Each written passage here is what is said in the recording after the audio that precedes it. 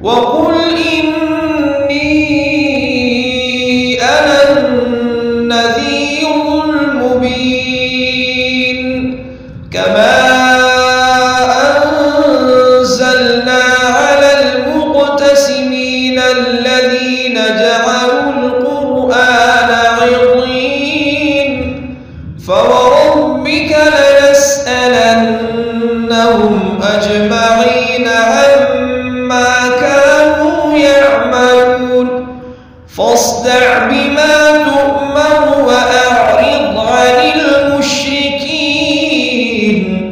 إنا كفيناك المستهزئين الذين يجعلون مع الله إلها آخر فسوف يعلمون